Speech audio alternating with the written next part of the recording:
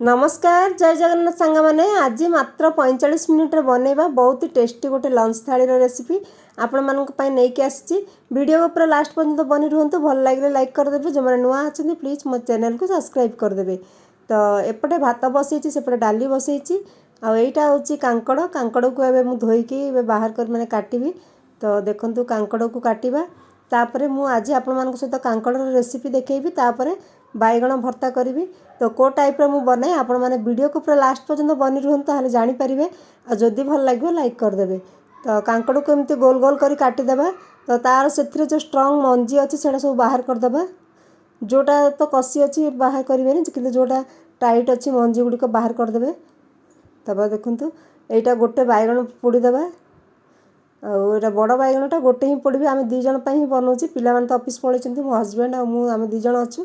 तो आम मान आम दी जन ही लंच थाली बनाऊँ से अल्प अल्प बनाऊँ। डाली भात हो गला डालीर फुटण भी है माने पके माने फुटण देनी फुटण देवी आउ डाली भात होती देखो बैगणटा मात्र 5 मिनिट लगे पोड़ापी आ भात डाली मात्र 20 मिनिट दीपट साइड बसेले हो जाए।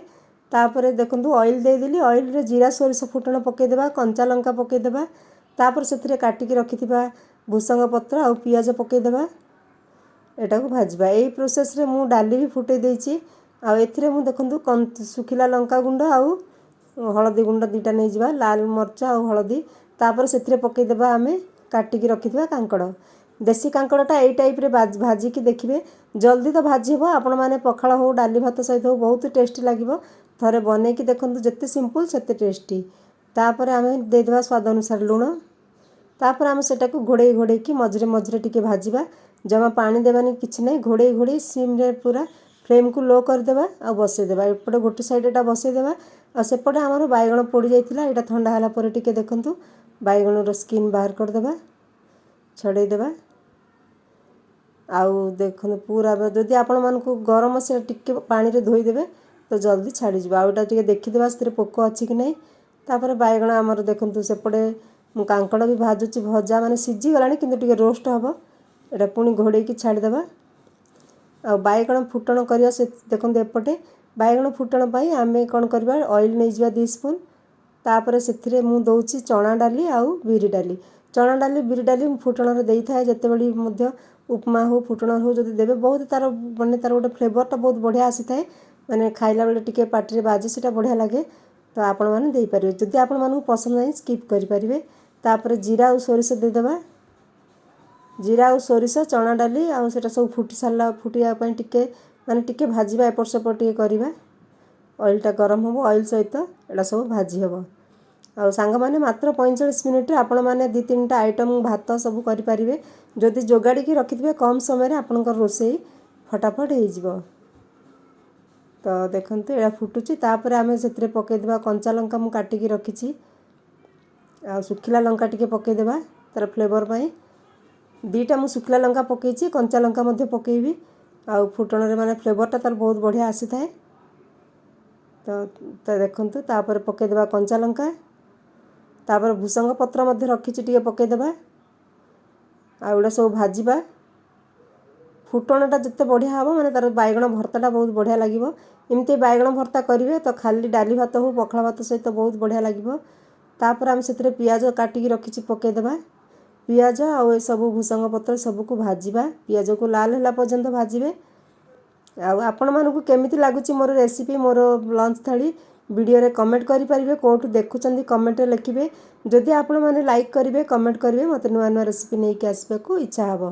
तापर एथिरे आमे स्वाद अनुसार लुण दे देबा बैगण आपण माने केतिकी पोडिचंदी सेटा देखिकी देबे तापर टिके कलर पई आमे हळदी देबा हळदी लुण देई सारिकी एटा भाजीबा देखंतु पियाज को हळदी लुण देके फ्लेम को बेसी हाई रखिबेनी आपण माने जदि चाहिबे गरम मसला पकई परिबे आउ एटा मु सिंपल बनाउची देखंतु भाजी हे गला। एबे आमे बैगण को जो बाहर कर रखिथिले बैगण को आमे तार चोपा बाहर कर सला परे टिके देखिबे जितरे पोको अछि कि नहीं आउ टिके मेस करके रखिथिबा।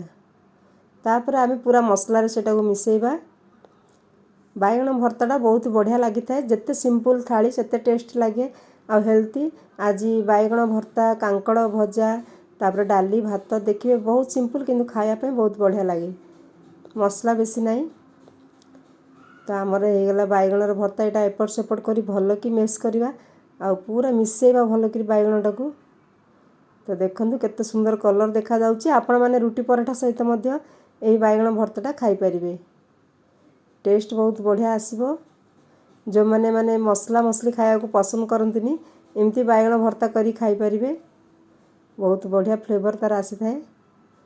तो देखो केते सुंदर हेची आपण मानकु बैगण भर्तार रेसिपी भल लागिला ना कांकड़र रेसिपी भल लागिला कमेंट रे लिखि परिबे।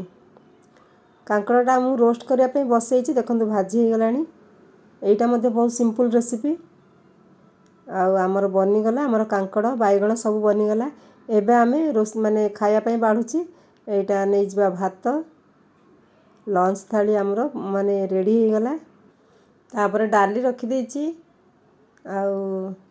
एबे बैगण भर्ता नहीं जिबा भजा नहीं जिबा जदि आपण माने चाहिबे एतरे पांपड़ नहीं परिबे काकुड़ी नहीं परिबे किंतु जमती गोटे दुटा आइटम आमे जमती भी आमर ओडिया लोक मान तो समस्त घरे बनी थाए किंतु एमिति सिंपल आइटम जोटा बेसी मसला नहीं किछि नहीं बहुत कम समय रे मात्र आधा घंटा माने 45 मिनिट रे आपनकर एटा रेडी हे जिवो। जदि आपण माने कुआडे जाइचंती जल्दी बनिया को चाहुचंती एमिति सिंपल रेसिपी बनै परिबे आ डाली भात बसै की संग संग जोगाड़ी की एमिति भाजी परिबे। देखंतु आमर सिंपल लंच थाली रेडी हे गला। आज भेज नहीं नॉन भेज माने नॉन भेज नहीं सॉरी भेज रा आज पूरा आज सोमवार तो नॉन भेज हबनी। तो बनी गला आमर एबे मो हस्बैंड खाई सारे मु खाई बसची आपण मानकु जदि एई लंच थाली रो रेसिपी भल लागिला लाइक कर दियंतु जो माने नुआ अछंती प्लीज मो चैनल को सब्सक्राइब कर दियंतु पाखरे थिबा बेल आइकन को दबाई दियंतु जा फल प्रति वीडियो रो नोटिफिकेशन आपण मानक पाखो पहुंची जिवो। आ एमिति नुआ नुआ रेसिपी नै कि आसीबे आपण माने कोठु देखुचंती कमेंट करिवे को जगार देखुचंती आ आपण मानकु केमिति लागुची सिंपल रेसिपी मु जहाँ घरे रोसई करे सेटा आपण मानक सहित शेयर करे।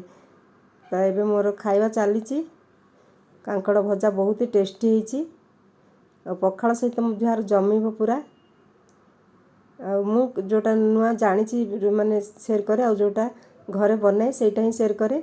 आ मझरे मझरे मोर माने कोन होय कि एबे जमती जन्माष्टमी थिला व्रत उपवास से भितरे मोर डिस्कंटिन्यू हो जाए जदि आपण माने माने साहाय्य करिवे आउरी आगो को बढ़ी पारिबे। तो लाइक कर दियंतु रहउछि संग माने पुणी मिसबा नेक्स्ट वीडियो रे। थैंक यू जय जगन्नाथ पुणी मिसबा नेक्स्ट वीडियो रे थैंक यू।